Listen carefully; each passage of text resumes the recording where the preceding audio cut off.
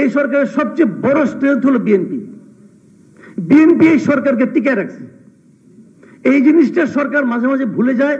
যখন দেখে আরে আমার তো হাত পা নড়বড় করতেছে, তখন বিএনপিকে ডেকে নিয়ে একটা মিটিং করে, এবং মিটিং করে কি করে, ওই মিটিং আইনে নিয়ে বিএনপি যে 3 জন উপদেষ্টা নিয়ে আপত্তি করছিল, ওই 3 জনে একজনকে নিয়ে আসে, এনে পাশে বসায় বলে দেখো তোমাদের দাবি আমি পাত্তাও দিই না। বিএনপি খুশি হয়ে চা বিস্কুট খেয়ে চলে আসে।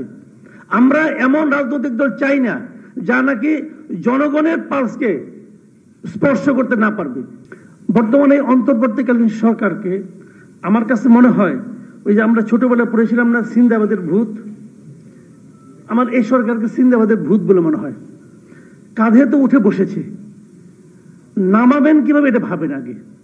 কারণ ওনারা বসে এত আরাম পেয়ে গেছে যে আর নামতে চায় না। এখন ওনাদের লক্ষ্য হলো যদি আমি 2 দিনও বেশি থাকতে পারি তাহলে 2 ফাইলে সিগনেচার করা যাবে, ওই সিগনেচার থেকে কিছু আসবে। চিন্তাটা এখন ওই পর্যায়ে যে ঠিক আছে, সেটা কিভাবে কি করবেন এটা নিয়ে সবাইকে এখন ভাবতে হবে। সংস্কার নিয়ে আলোচনা করা হচ্ছে, আমি খুব সংক্ষেপে বলছি, পয়েন্টগুলো টাচ করে যাচ্ছি। সংস্কার নিয়ে আলোচনা করা হচ্ছে। সংস্কারটা কি আসলে, তারা কি সংস্কার করবে? গত 11 মাসে তারা কি সংস্কার দেখাতে পেরেছে এটা আমাকে বলেন। তারও যে বড় কথা, আমি আরেকটা কথা বলি, যে ওনারা যে সংস্কারটা করবেন সেটা কি ভালো হবে না মন্দ হবে, এটা আমি বুঝবো কি করে? এই সরকার ঠিক সেভাবেই চলছে যেভাবে আগের সরকারগুলি চলতো। তো যিনি নিজের সংস্কার করতে না পারেন, যিনি নিজের জীবন যাপনের মধ্যে সংস্কার করতে না পারেন, নিজের সরকারের মধ্যে সংস্কার করতে না পারেন, তার মুখে তো সংস্কার শব্দটাই মানায় না। এটা কি সংস্কার করবে? কতগুলো ভাড়াটে বুদ্ধিজীবী নিয়ে আসছে বিদেশ থেকে, কতগুলি এনজিও নিয়ে আসছে। এই এনজিওদের সংস্কার, যারা নাকি এই দেশ থেকে চলে গেছে, যে ভাড়াটে বুদ্ধিজীবীরা যারা অন্য দেশের নাগরিকত্ব গ্রহণ করে, সেই লোক এসে আমাকে সংস্কার করবে, আর সেই সংস্কার আমাদের দেশে পলিটিক্যাল পার্টিগুলো মানবে। কেন মানবে এটা আমি বুঝি না। প্রতিদিন সকালে এই আমাদের পলিটিক্যাল পার্টির লিডাররা কিছু মনে করবেন, এখানে আছেন আপনারা, প্রতিদিন সকালে যে ঘরের মধ্যে ঢুকে নিয়ে কি কি আলাপ আলোচনা করে, বাইরে এসে করে যে অর্ধেক খুশি, সম্পূর্ণ সন্তুষ্ট, কিছুটা অসন্তুষ্ট, আবার মাঝে মাঝে ওখান থেকে বাইরেই পড়ে না, আমি এই আলোচনায় থাকবো না। ভাই কি করতেছেন আপনারা? আসলে আপনাদের একটা জায়গায় ঢুকাই নিয়ে সময় ক্ষেপণ হচ্ছে, জাস্ট সময় ক্ষেপণ করে এটাকে অজুহাত হিসেবে দেখানো হচ্ছে যে যতদিন এই সংস্কার না হবে ততদিন নির্বাচনের কথা বলতে পারবেন না। ভাই আপনি গণতন্ত্রের কথা বলেন, গণতন্ত্রের অনেকগুলি পথ আছে, আপনি অনেকভাবে গণতন্ত্র করতে পারেন, কিন্তু আপনি যে পথেই যান না কেন, গণতন্ত্রের প্রথম পদক্ষেপ হচ্ছে নির্বাচন। আপনি জনগণকে সেই ক্ষমতা দিতে হবে যার মাধ্যমে জনগণ নির্ধারণ করবে যে পরবর্তী 5 বছর কে শাসন ক্ষমতায় থাকবে, মানে শাসনটা কে পরিচালনা করবে, রাষ্ট্রটা কে পরিচালনা করবে। এই জিনিসটা নির্ধারণ করার দায়িত্ব হলো জনগণের। কারণ জনগণ যদি ঠিক করে, জনগণ তাকে সরাতেও পারবে, তাহলে যারা যাবে তাদের একটা জবাবদিহিতা থাকবে জনগণের কাছে। এই সরকার তো কোনো জবাবদিহিতা নাই।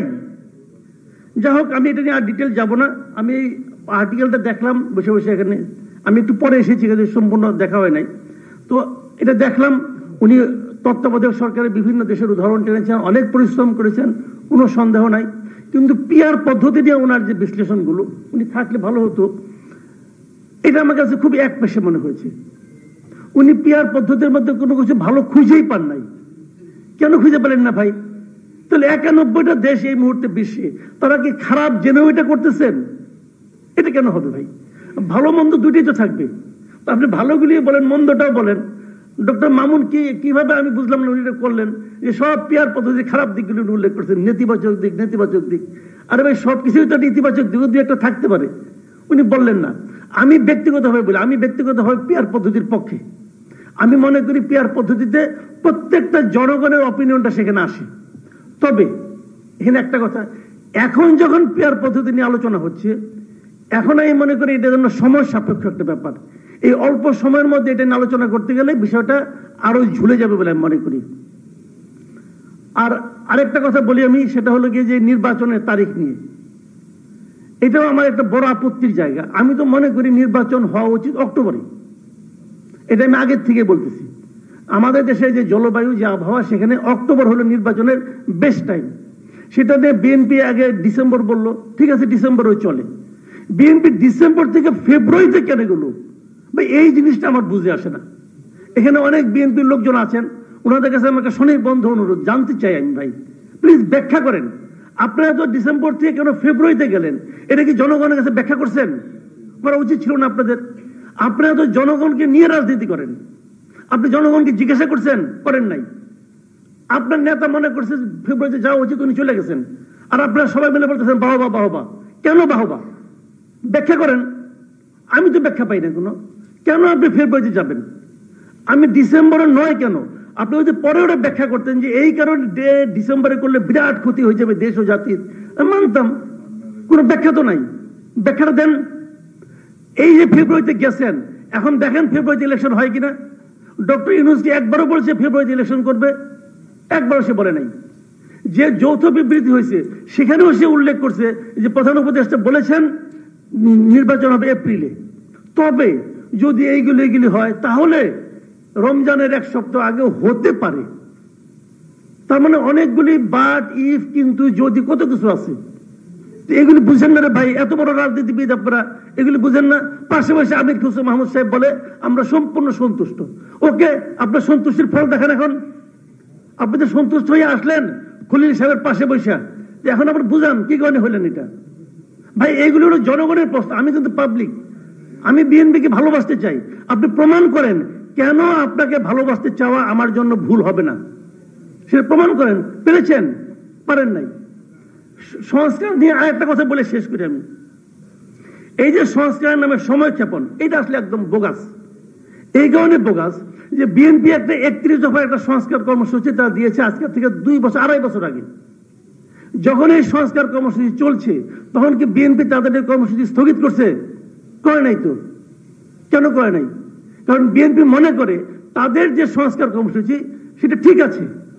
তো আমাদের নিজেদের একটা সংস্কার কর্মসূচি আছে, তো আমি ওই এনজিও আর ভাড়াটে বুদ্ধিজীবী ওদের সংস্কার কর্মসূচি আমি মানবো কেন?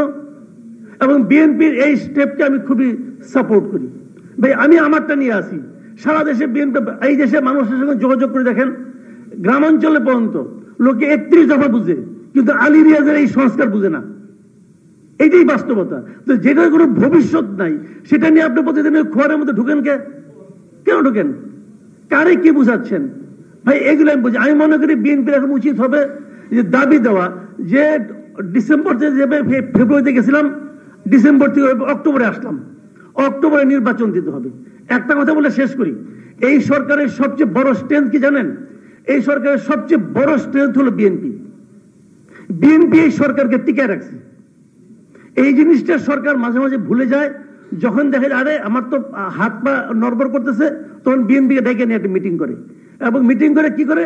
ওই মিটিং আইনে নিয়ে বিএনপি যে 3 জন উপদেষ্টা নিয়ে আপত্তি করছিল ওই 3 জনে একজনকে নিয়ে আসে, আইনের পাশে বসায় বলে দেখো তোমাদের দাবি আমি পাত্তাও দিই না। বিএনপি খুশি হয়ে চা বিস্কুট খেয়ে চলে আসে। আমরা এমন রাজনৈতিক দল চাই না যা নাকি জনগণের পালসকে স্পর্শ করতে না পারবে। এবং আমি মনে করি নির্বাচনের দাবি আমি অক্টোবরে করি, অক্টোবরে নির্বাচন হওয়া উচিত। সবাইকে ধন্যবাদ। মঞ্জুরুল আলম পান্না, সিনিয়র সাংবাদিক।